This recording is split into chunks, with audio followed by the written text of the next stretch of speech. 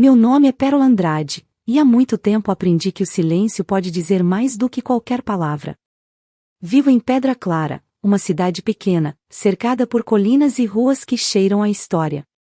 Aqui, as pessoas se conhecem pelo nome, os vizinhos sabem quando alguém chora, e as janelas abertas revelam mais do que deveriam. A minha casa fica no fim de uma rua de terra batida, pintada de azul claro, com um portão de ferro enferrujado e um jardim que é o meu orgulho. As flores são o que me mantém firme: rosas, girassóis, jasmins. Cada uma delas tem um pedaço da minha alma. Quando rego minhas plantas, sinto que elas escutam o que eu nunca digo. Sou professora de artes na escola municipal e, nas horas vagas, costureira. As crianças dizem que minhas mãos sabem transformar qualquer coisa em beleza, e talvez seja por isso que continuo. A arte me salvou de muitos vazios. Pinto, bordo, ensino, e deixo a vida acontecer como o vento que entra pela janela. Meus dias são simples, tranquilos e solitários, mas cheios de pequenos milagres: o som do sino da igreja ao meio-dia, o cheiro do café fresco vindo da casa da Dona Lúcia, o barulho dos galhos batendo na vidraça quando chove.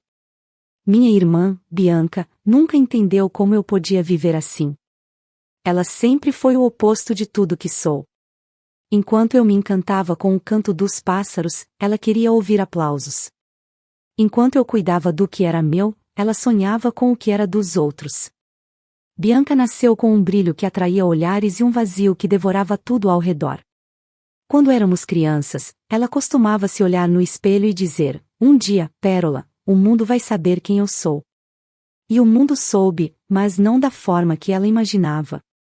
Quando nossos pais morreram, a diferença entre nós ficou ainda mais visível. Eu herdei a casa e as responsabilidades, enquanto ela herdou a liberdade que tanto queria. Bianca partiu sem olhar para trás, prometendo mandar notícias, mas o tempo passou, e a promessa se dissolveu como névoa. Ainda assim, eu guardava cada lembrança dela com carinho: o jeito como ria alto, o perfume de lavanda que deixava no ar, as cartas que, no começo, chegavam cheias de histórias e, depois, cessaram por completo. Eu tentava entender. Ela precisa viver, Pérola, eu dizia a mim mesma. Nem todos nasceram para ficar. Mas havia noites em que a solidão pesava, e eu me perguntava se a culpa era minha, se eu tinha sido rígida demais, compreensiva demais, ou apenas esquecível demais. Bianca sempre foi o centro das atenções, e eu, o pano de fundo silencioso da vida dela. Mesmo assim, eu a amava. Amar Bianca era como segurar uma chama com as mãos: queimava, mas iluminava. Certo dia, enquanto costurava uma colcha para uma das mães da escola, ouvi baterem à porta. Era o carteiro, trazendo uma carta endereçada a mim. Reconheci a caligrafia de Bianca de imediato: letras elegantes, inclinadas, quase vaidosas. Abri com o coração acelerado. Ela dizia que estava morando em outra cidade, que a vida era um turbilhão, e que sentia falta de mim. No final, escreveu: "Prometo que vou te visitar em breve. Tenho muita coisa para te contar." Guardei aquela carta na gaveta da minha cômoda e, durante semanas, passei a olhar para a estrada na frente da casa, esperando ver o carro dela chegar. Mas os dias viraram meses e a visita nunca aconteceu. Eu devia ter aprendido, mas ainda acreditava em promessas. Sempre acreditei. As pessoas da cidade diziam: "Sua irmã vive bem, não é? Sempre viajando, sempre em festas." Eu sorria, mas por dentro sentia o gosto amargo do abandono. Quando falavam dela, eu apenas respondia: "Bianca tem o coração inquieto. Um dia, ele vai querer voltar para casa." As tardes em Pedra Clara costumam ser lentas. O sol se deita por trás das colinas, tingindo tudo de dourado, e os grilos começam seu concerto antes da noite cair. Naquele tempo, minha vida se resumia a pequenos rituais: preparar o jantar, ouvir o rádio, conversar com as plantas. Eu as chamava pelo nome: a rosa branca era Clara, o girassol era Bento, e a orquídea na janela, Julieta. Era tolice, eu sei, mas me fazia companhia. Naquela mesma tarde em que o céu escurecia sem pressa, eu sentia uma inquietação estranha. Lembro de olhar para o portão e ter a sensação de que algo estava prestes a acontecer. O vento soprou forte, derrubando algumas flores secas do pé de jasmim. Senti um arrepio. O tipo de pressentimento que a gente não sabe explicar, mas que marca o coração. Foi nesse instante que o telefone tocou. Um som seco, urgente. Limpei as mãos no avental e atendi. Pérola. A voz do outro lado era familiar, mesmo após tanto tempo.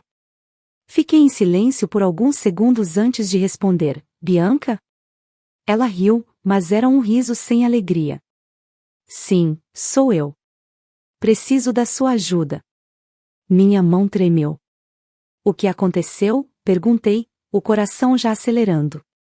Quero que você cuide do Caio por uns dias, ela disse rapidamente. Preciso viajar. Só um fim de semana. Pesquei várias vezes, tentando entender. Seu filho. Bianca, eu nem o conheço. Você é a única pessoa em quem confio, respondeu, com uma pressa que me incomodou. Depois te explico. É só um fim de semana, Pérola. Você sempre foi boa com crianças. E antes que eu pudesse fazer mais perguntas, ela desligou. Fiquei parada, com o telefone ainda colado ao ouvido, ouvindo apenas o som da linha muda. O céu, lá fora, já estava coberto por nuvens. A primeira gota de chuva caiu bem na pétala da minha rosa branca. E eu, sem saber porquê, senti que aquela gota era o aviso de que nada mais seria igual. O sábado amanheceu nublado, com o ar pesado de chuva e o cheiro de terra molhada entrando pelas frestas da janela. Eu já estava acordada antes mesmo do galo cantar, sem entender direito por que aquela noite havia sido tão longa. Não consegui dormir. Algo em mim pressentia que aquele dia não seria comum, embora eu tentasse me convencer do contrário. Preparei o café, arrumei a casa e organizei o quarto de hóspedes, um hábito que herdei da minha mãe, que acreditava que toda casa deve estar pronta para receber o inesperado. Enquanto estendia o lençol, pensei em Bianca. Fazia anos que não a via. E agora, sem mais nem menos, ela me pedia para cuidar do filho dela, um menino que eu sequer conhecia. Tentei imaginar seu rosto, sua voz, a forma como chamava a mãe. Mas nada vinha à mente, apenas um vazio curioso. Por volta das 10 da manhã, ouvi o som de um carro parando em frente à minha casa. Meu coração disparou. Saí apressada para o portão e vi um sedã preto estacionando na poeira. O motor ainda ligado, a porta se abriu e Bianca surgiu. Estava diferente, mais magra, o rosto coberto por óculos escuros, os cabelos presos de qualquer jeito. No banco de trás, uma criança observava tudo em silêncio. Pérola, ela exclamou, forçando um sorriso. Você continua a mesma. Fiquei parada, sem saber se a abraçava ou se perguntava o que estava acontecendo. Bianca, quanto tempo? Ela deu a volta no carro, abriu a porta de trás e fez um gesto impaciente. Caio, desça. É aqui que você vai ficar uns dias com a titia. O menino hesitou antes de sair. Tinha cerca de 5 anos, cabelos castanhos, pele clara e um olhar que parecia estar sempre em outro lugar. Carregava um pequeno urso de pelúcia já desbotado, agarrado com tanta força que dava para ver o medo nos dedos. Ajoelhei-me na altura dele, tentando sorrir. Oi, Caio. Eu sou a tia Pérola. Tudo bem, querido? Ele não respondeu. Apenas olhou para mim por um instante e depois desviou o olhar, fixando os olhos no chão. Havia algo de doce e triste naquele silêncio. Bianca suspirou, impaciente. Ele é assim mesmo. Quase não fala. Vive no mundinho dele. Você vai ver, é fácil de cuidar. Tentei disfarçar o desconforto. Quer entrar? Está prestes a chover. Não, não posso. Estou atrasada, respondeu, evitando meu olhar.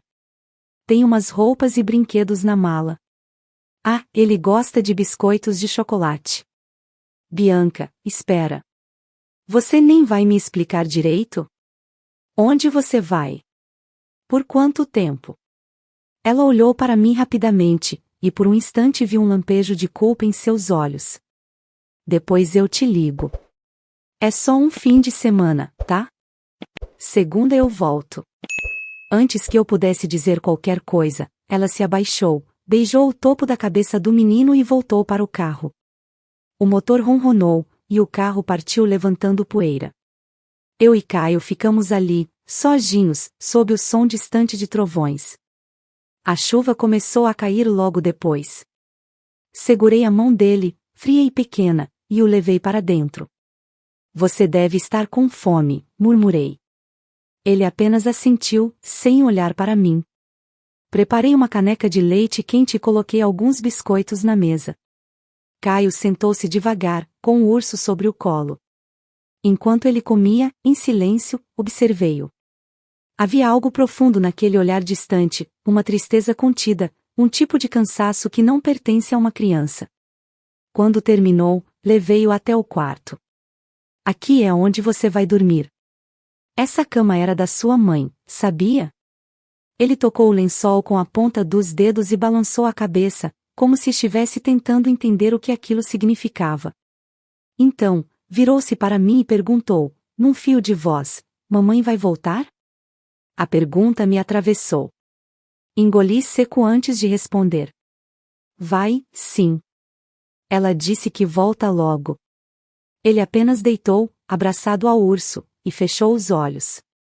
Fiquei parada ao lado da cama, observando o pequeno peito subindo e descendo, ouvindo a chuva tamborilar na janela. Quando a noite chegou, o telefone tocou. Corri para atender, imaginando que fosse Bianca, mas a ligação caiu antes mesmo que eu dissesse alô. Esperei mais um pouco, mas o telefone não voltou a tocar. Nos dias seguintes, comecei a perceber detalhes sobre Caio. Ele não gostava de barulho. Tinha medo de vozes altas e raramente sustentava o olhar de alguém. Mas gostava de desenhar. Passava horas rabiscando folhas de papel com cores que pareciam representar mundos que só ele entendia. Às vezes, eu me sentava perto, sem dizer nada, apenas observando. Era como se nossas presenças bastassem uma à outra. No terceiro dia, percebi que Bianca ainda não havia dado sinal de vida. Liguei para o número dela várias vezes, mas só caía na caixa postal. Escrevi mensagens curtas, tentando esconder o nervosismo. Bianca, está tudo bem? Caio pergunta por você. Nenhuma resposta. Na manhã seguinte, enquanto arrumava a cozinha, ouvi um som vindo da sala. Era o celular dela, esquecido em cima da mesa.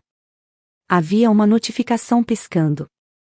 Por instinto, peguei o aparelho e destravei a tela.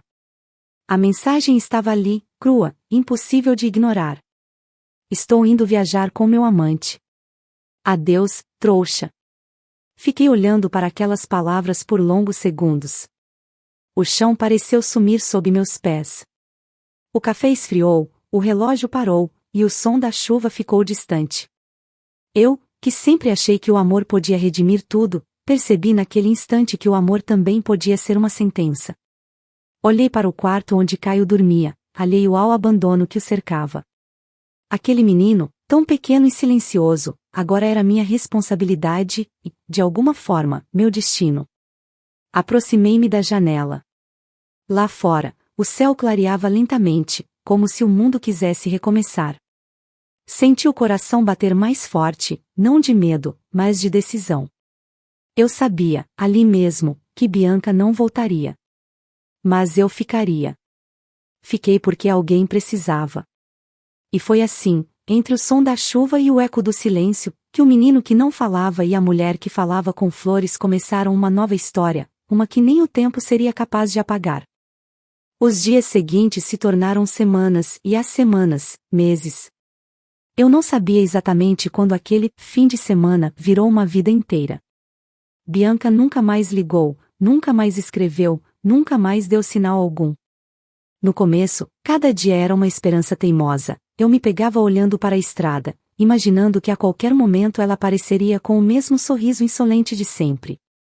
Mas o tempo tratou de me ensinar que algumas pessoas partem não porque precisam ir, mas porque não sabem ficar. Caio crescia em silêncio. Era um menino de gestos contidos, olhar curioso e alma sensível. No início, eu não sabia lidar com o mundo particular dele, as crises repentinas, o medo do toque, o jeito como se escondia de sons altos ou pessoas estranhas. Muitas vezes, chorei escondida no banheiro, me sentindo incapaz, perdida, tentando entender por que Deus havia colocado aquele desafio em minhas mãos. Mas bastava olhar para ele dormindo, abraçado ao velho urso de pelúcia, para que a força voltasse. Eu me lembrava do que minha mãe dizia: amar é permanecer, mesmo quando tudo em você grita para fugir. Então eu ficava. Fiquei em cada madrugada em que ele acordava assustado, chorando sem saber explicar o porquê. Fiquei quando os vizinhos cochichavam, dizendo que ele era esquisito ou que devia ir para um lugar de tratamento. Fiquei porque ninguém mais ficaria. Aos poucos, aprendi a compreender seu silêncio. Descobri que ele não precisava de palavras para se comunicar. Ele me dizia tanto com o olhar, um brilho leve quando algo o deixava feliz, uma sombra quando o mundo parecia demais para ele. Percebi também que a arte era o idioma dele. Um dia, deixei alguns lápis de cor sobre a mesa e fui cuidar do almoço. Quando voltei, ele havia desenhado algo simples, mas comovente, duas figuras de mãos dadas sob um céu amarelo. No canto da folha, havia um sol sorridente e uma flor vermelha. É bonito, Caio, eu disse, tentando conter a emoção. Quem são essas pessoas? Ele me olhou com aquela calma quase celestial e respondeu baixinho: é você e eu. Aquela foi a primeira vez que ouvi sua voz tão claramente. Fiquei paralisada, sentindo as lágrimas queimarem nos olhos. A partir daquele dia, percebi que nosso vínculo estava crescendo de um jeito que nem o abandono seria capaz de quebrar. Mas a vida, como sempre, não facilitou. O dinheiro começou a faltar. As aulas na escola foram cortadas, e as encomendas de costura diminuíram. Lembro-me de noites em que o único jantar que tínhamos era pão amanhecido com café ralo.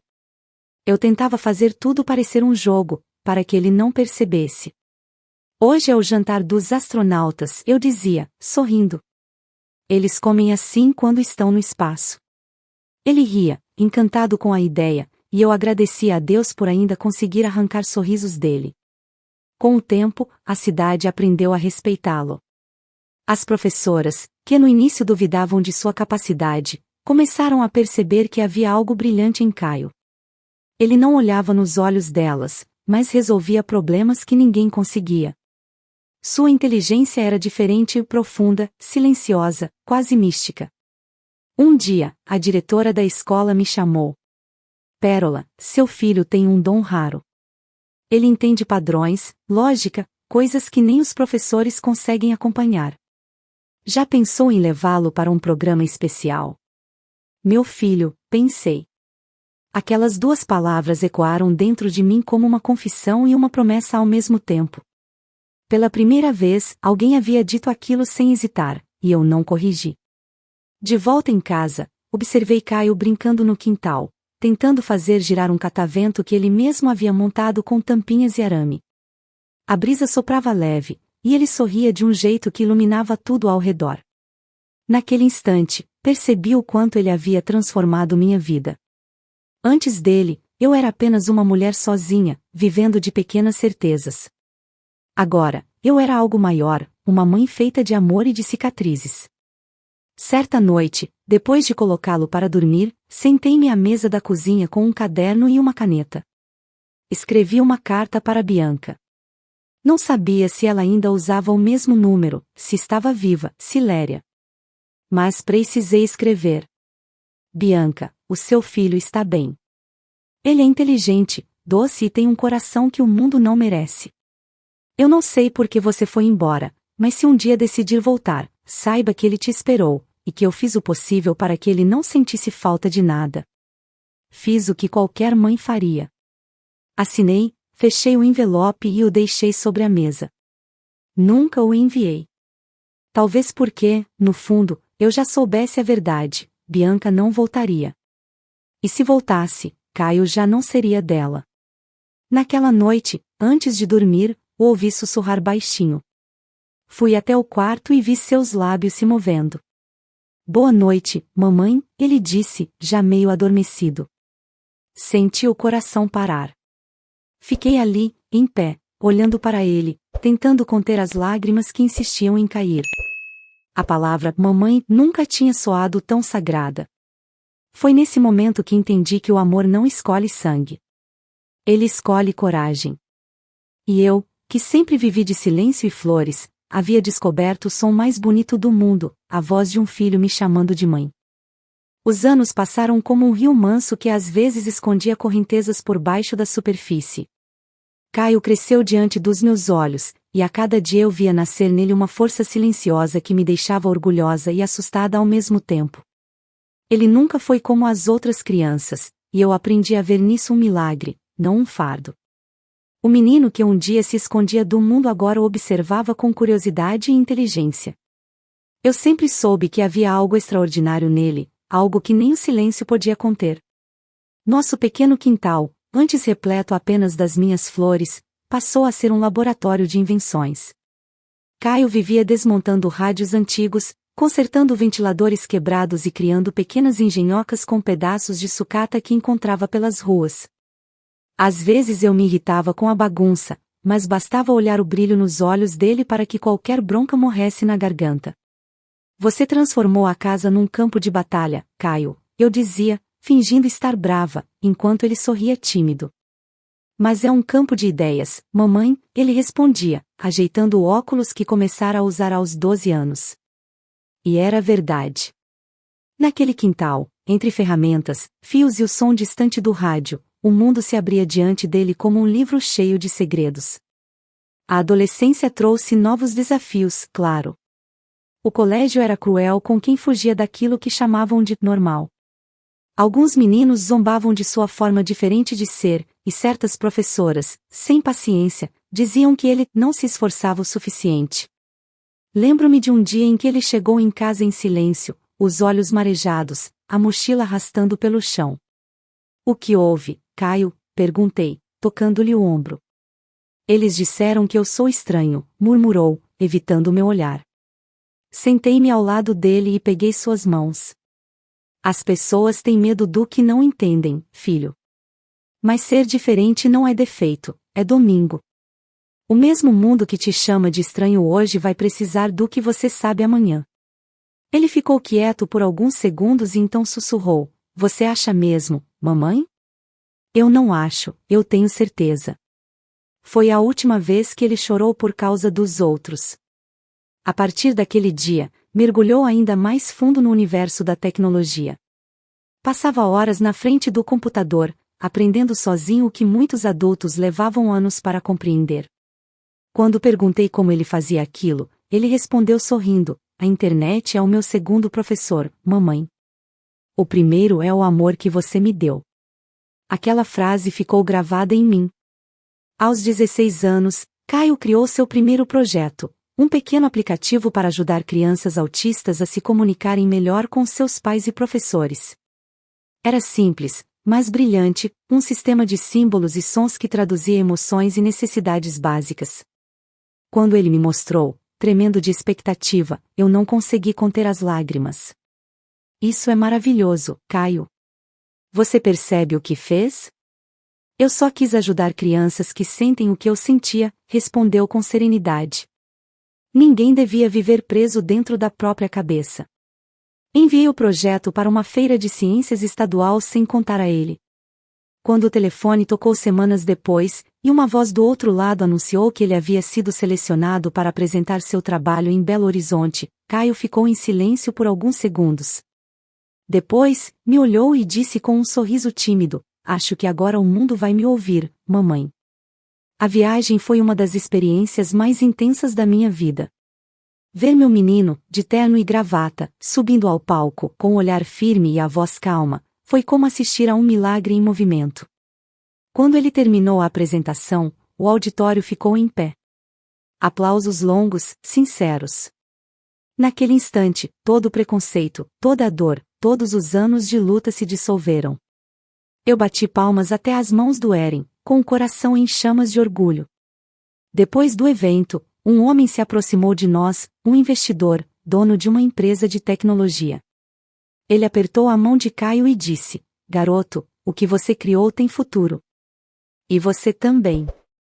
Voltamos para casa com o troféu nas mãos e um novo sonho no peito.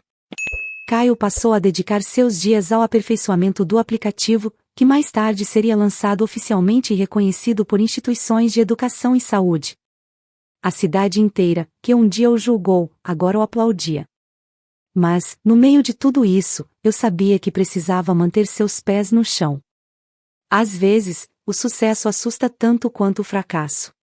Caio, lembre-se, o que você faz é lindo, mas o que você é ainda mais importante, eu dizia, servindo o jantar. Ele sorria. Você fala como se fosse minha gerente, mamãe. Sou mais que isso, respondi, rindo. Sou o seu chão. As flores do meu jardim nunca estiveram tão vivas quanto naquela época. Cada botão que se abria parecia celebrar uma vitória nossa. O tempo, que antes parecia lento e dolorido, agora corria com leveza. Certa noite, sentei-me na varanda e olhei para o céu. As estrelas brilhavam mais que o normal, e Caio estava ao meu lado, ajustando um pequeno robô que havia construído. Mamãe, ele disse, às vezes eu penso que você é o sol da minha vida. Eu só funciono porque você me ilumina. Senti o coração apertar de emoção. Toquei-lhe o rosto e respondi: e você é a flor mais bonita que eu já vi florescer.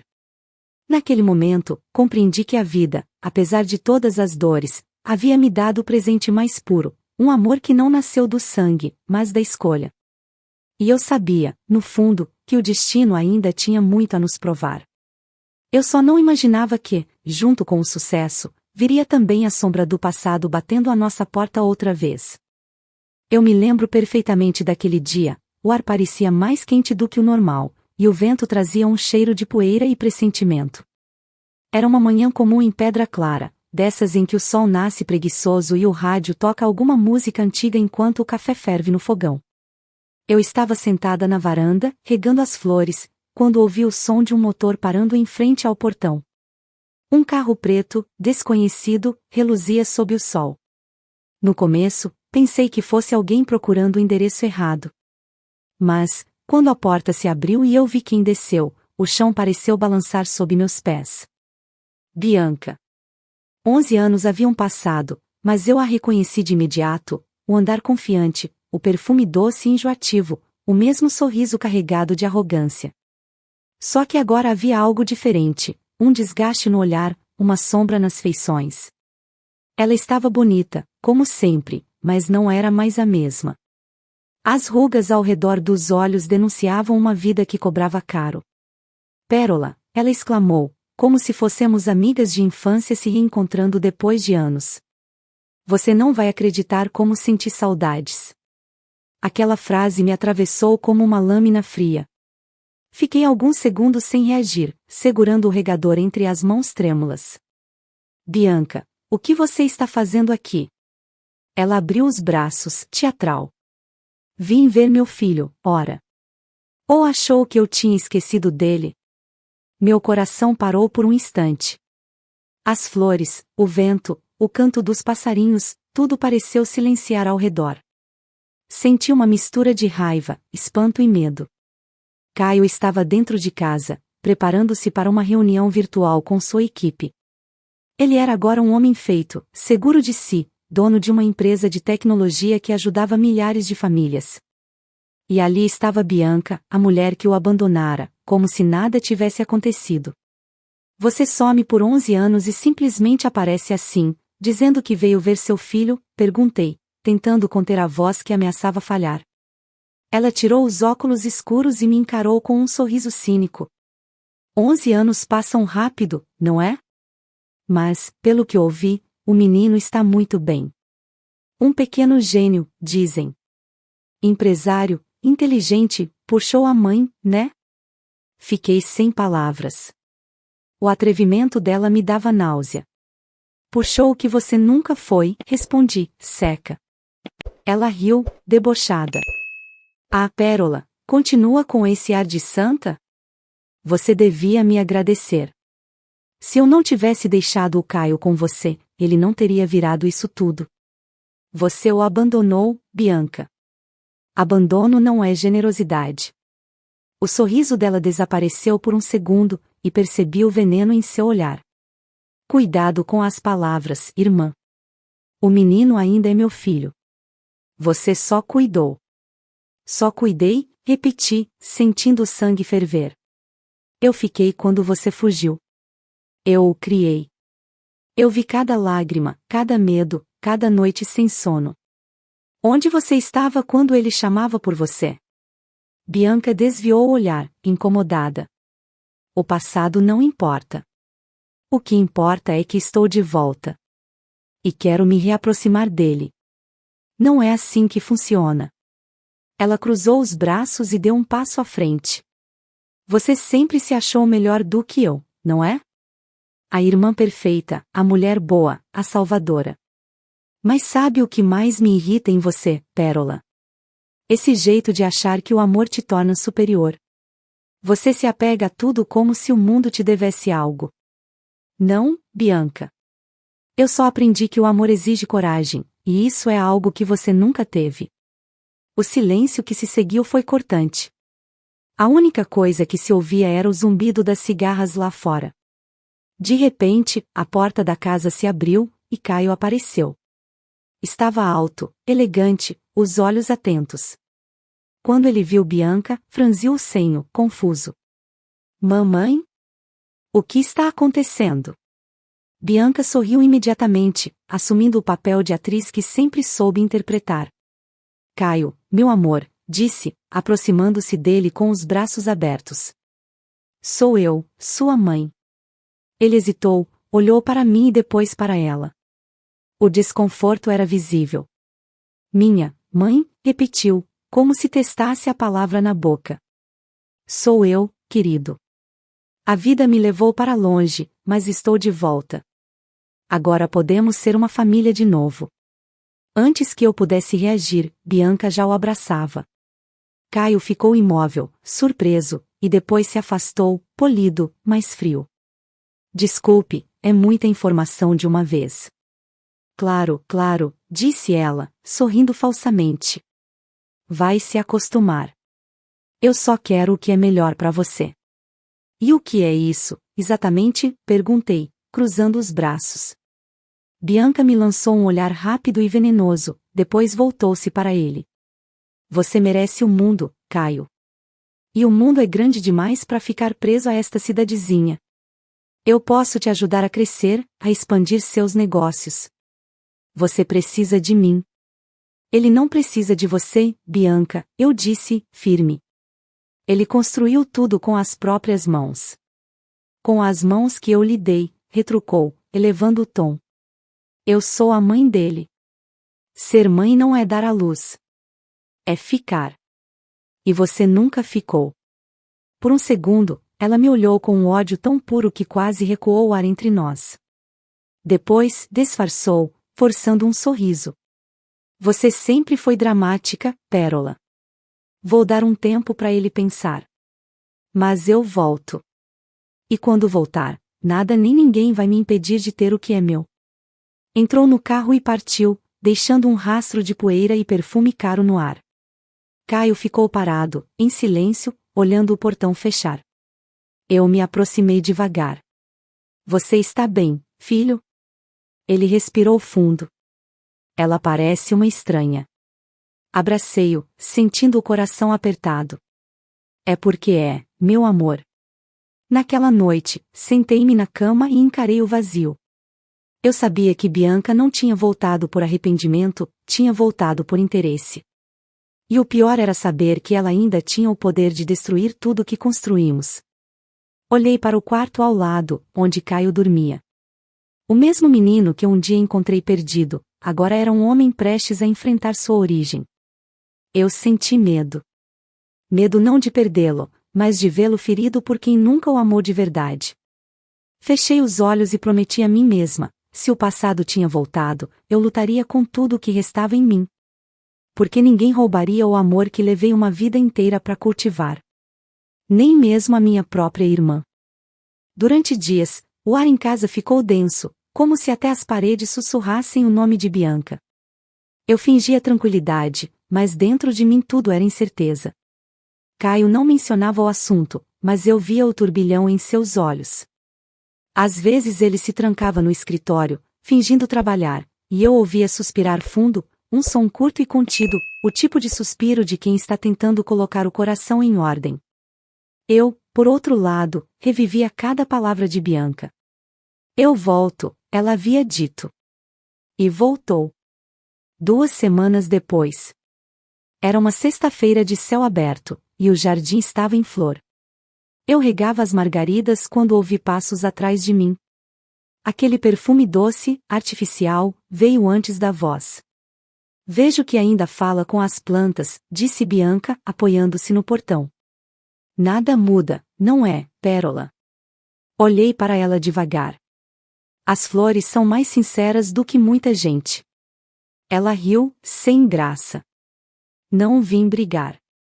Vim jantar com vocês. Você não foi convidada. Mas meu filho foi. E onde ele está, eu deveria estar também. Por um momento, pensei em mandá-la embora. Mas então vi Caio vindo pelo caminho de pedras, com um leve sorriso hesitante no rosto. Oi, tia Bianca, disse ele, tentando manter a educação. Tia, ela repetiu, ofendida. Eu sou sua mãe, querido. Ele parou. Desculpe. Mãe. A palavra saiu pesada, desconfortável. Ela abriu um sorriso vitorioso, como se tivesse vencido uma batalha invisível. Isso, meu amor. Mãe. Eu quis intervir, mas me contive. Havia uma tempestade se formando ali, e eu sabia que, se falasse demais, o trovão viria antes da hora. Durante o jantar, ela tentava arrancar dele cada detalhe, a empresa, os lucros, os contatos. Eu observava em silêncio, com a mesma calma de quem vê um veneno se dissolvendo lentamente na água. Você deve estar ganhando bem, não é, Caio? Perguntou, apoiando o queixo na mão. Já pensou em investir fora do país? Eu conheço pessoas. Não tenho pressa, respondeu ele, com gentileza desconfiada. Gosto de manter tudo perto. Ah, claro, perto da mamãezinha, ironizou ela, olhando para mim. Mas você não pode viver preso a esta cidadezinha para sempre. Não estou preso, ele disse, firme, estou enraizado. O silêncio que se seguiu foi tão afiado que dava para ouvir o barulho das facas raspando nos pratos. Depois que Caio se recolheu para descansar, ela ficou na varanda comigo. O vento soprava leve, mas havia tensão no ar. Você o transformou em você, Pérola. Calmo, paciente, preso. Ele é um homem brilhante e não precisa de você. Virei-me devagar. Você não faz ideia do que ele precisa. Ele precisava de uma mãe, e eu fui. Você roubou esse papel de mim. Não. Eu o preenchi quando você o deixou vazio. Ela me olhou com raiva e mágoa ao mesmo tempo, os olhos marejando, talvez por orgulho ferido, talvez por arrependimento, ou talvez por não suportar o reflexo da própria culpa. Eu não podia ficar, Pérola. Você não entende. Eu era jovem, sufocada, e aquele menino me lembrava tudo o que eu tinha perdido. Você não perdeu nada. Você jogou fora. E agora quero de volta. Não é assim que funciona, Bianca. O amor não é uma herança para ser reivindicada quando convém. Ela se virou, tentando esconder o rosto. Você sempre foi boa demais para este mundo. Mas até os santos erram. Um dia ele vai te culpar por ter escondido a mãe dele. Eu nunca escondi nada. Eu só não contei mentiras. O som de uma porta se abrindo interrompeu a discussão. Era Caio, parado na soleira, ouvindo tudo. O olhar dele, maduro e dolorido, me fez estremecer. Mamãe, é verdade o que ela disse? Perguntou, olhando diretamente para mim. Senti o coração afundar. Respirei fundo antes de responder. É verdade que ela foi embora. E é verdade que eu fiquei. Bianca se adiantou, teatral. Caio, eu errei. Mas fiz o que pude. Eu te amava, só não sabia como mostrar. Ele se aproximou dela devagar, com uma calma quase assustadora. Durante anos, eu esperei por você. Cada aniversário, cada Natal, eu achava que ia te ver chegando. Mas nunca chegou. E agora você quer voltar e agir como se nada tivesse acontecido? Eu quero uma segunda chance, ela implorou. Sou sua mãe. Ser mãe, ele disse, firme, é mais do que um título. É presença. É escolha. E a minha mãe está ali. Apontou para mim. Bianca empalideceu. O rosto dela se contorceu entre fúria e humilhação. Ela te envenenou contra mim. Não precisei disso, respondeu ele, sereno. Você se afastou sozinha. Ela ficou em silêncio, e eu vi algo dentro dela se quebrar. O orgulho, talvez. Vocês dois merecem um ao outro, murmurou, caminhando até o portão. Mas não pensem que acabou. Eu volto. E saiu, sem olhar para trás. Caio me olhou, com os olhos cheios de algo que não era tristeza nem alívio, mas libertação.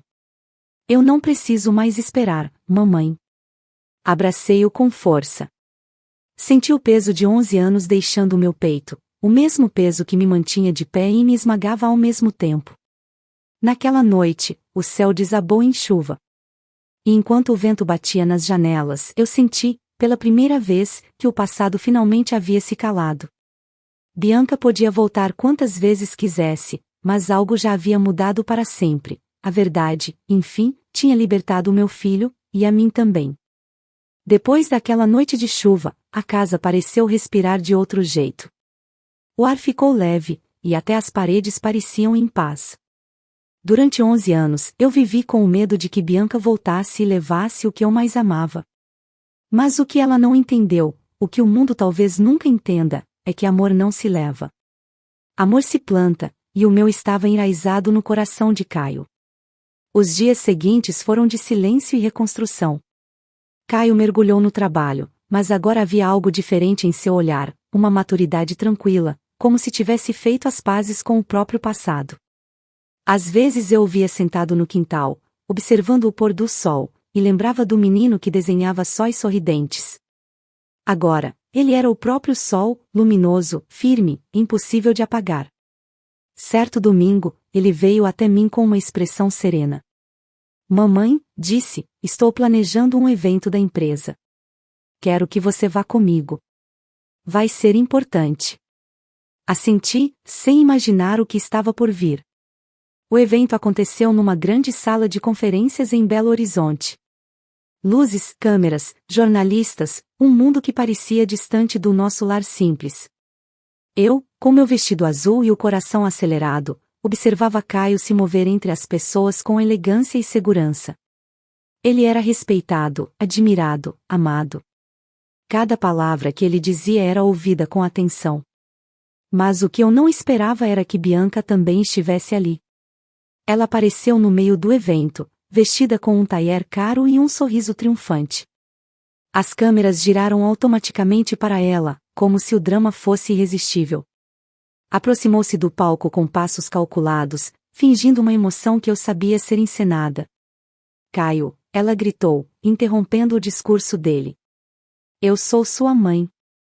Você não pode continuar me negando em público. O salão inteiro ficou em silêncio. Eu gelei. Ele, porém, manteve a calma. Largou o microfone e desceu os degraus do palco com um controle que só quem já enfrentou a dor pode ter. Bianca, disse ele, sem elevar a voz. O que você quer? Eu quero o que é meu, respondeu, as lágrimas falsas escorrendo. Você é meu filho. Ela te manipulou todos esses anos. Ela roubou a minha vida. Todos os olhares se voltaram para mim. Eu continuei imóvel, não por medo, mas por respeito à verdade. Caio deu um passo para trás, respirou fundo e, com um sorriso leve, respondeu. Você está enganada, Bianca. Ninguém pode roubar o que você nunca quis ter. Ela empalideceu. Como se atreve a falar assim comigo? Eu te dei a vida. E foi ela quem me ensinou a vivê-la. O silêncio foi tão denso que dava para ouvir o som das câmeras clicando. Bianca o encarava como se o mundo tivesse virado contra ela, e talvez tivesse. Caio então se virou para mim, me estendeu a mão e disse em voz alta, diante de todos: "Mamãe, vem aqui." Fui até ele, tremendo. Quando cheguei perto, ele colocou o braço sobre meus ombros e olhou de novo para Bianca. "Eu respeito que você foi biologicamente, mas mãe, para mim, é quem fica." E ela ficou. Nos meus piores dias, quando ninguém acreditava em mim, ela acreditou. Quando eu não falava, ela me ouvia. Quando o mundo me chamava de problema, ela me chamava de promessa. E foi por isso que cresci. Foi por isso que floresci. As pessoas começaram a aplaudir. Primeiro timidamente, depois com força. Era um aplauso que parecia purificar o ar. Bianca recuou, atordoada, incapaz de sustentar a cena. As lágrimas agora eram reais, não de arrependimento, mas de derrota. Ela virou as costas e saiu, empurrando os repórteres que tentavam fotografá-la. Depois daquele dia, nunca mais voltou. Ouvi rumores de que foi embora do país, tentando recomeçar a vida. Mas, sinceramente, não senti raiva. Só pena. Pena de alguém que confundiu amor com posse, e presença com poder. Caio, por outro lado, cresceu ainda mais. O aplicativo que criou virou um programa nacional de inclusão, e ele passou a viajar pelo país dando palestras sobre empatia, tecnologia e superação. Em cada entrevista, em cada palco, ele falava de mim com orgulho, não como heroína, mas como mulher comum que amou demais. "Minha mãe me ensinou que o amor não é um instinto, é uma escolha", dizia ele. E a escolha dela me fez quem eu sou. Voltar para Pedra Clara depois de tudo aquilo foi como acordar de um sonho bonito. A casa continuava a mesma, as paredes azuis, o jardim florido, o cheiro de café. Mas dentro dela, eu já não era a mesma mulher. Anos se passaram, e hoje o som do portão abrindo continua sendo o mais bonito da minha vida. Caio sempre chega com o mesmo sorriso, agora acompanhado da esposa, Marina, e de um garotinho de cabelos cacheados que corre pelo quintal. "Mamãe", ele grita, me abraçando com a energia que só uma criança tem. "Papai disse que você vai me ensinar a plantar flores." Aperto o pequeno contra o peito e rio. "Claro que vou, meu amor." As flores crescem melhor quando alguém cuida delas com carinho. Quando olho para Caio, vejo nele o reflexo de tudo o que vivi, a dor, a luta, a fé, o amor. Ele me sorri de um jeito que só ele sabe. "Eu te disse que o mundo me ouviria, mamãe", brinca. "E eu te disse que você seria o meu maior orgulho", respondo. Às vezes, à noite, fico na varanda, observando as estrelas. Penso em Bianca, onde quer que esteja. Espero que tenha encontrado paz, porque eu encontrei a minha. Minha vida nunca foi feita de sorte, mas de escolhas. E a melhor delas foi amar um menino que chegou à minha porta com medo e silêncio, e que hoje ilumina o mundo com sua voz. Agora, quando o vento sopra entre as flores e o portão rende ao ser fechado, eu sorrio. Porque sei que tudo o que plantei floresceu. E o nome dessa flor é amor. Fico muito feliz por você ter ficado até o final do vídeo. O que você achou dessa linda história? Coloque nos comentários sua opinião, deixe seu like, se inscreva no canal, e ative o sininho de notificações para não perder uma história preciosa. Até a próxima!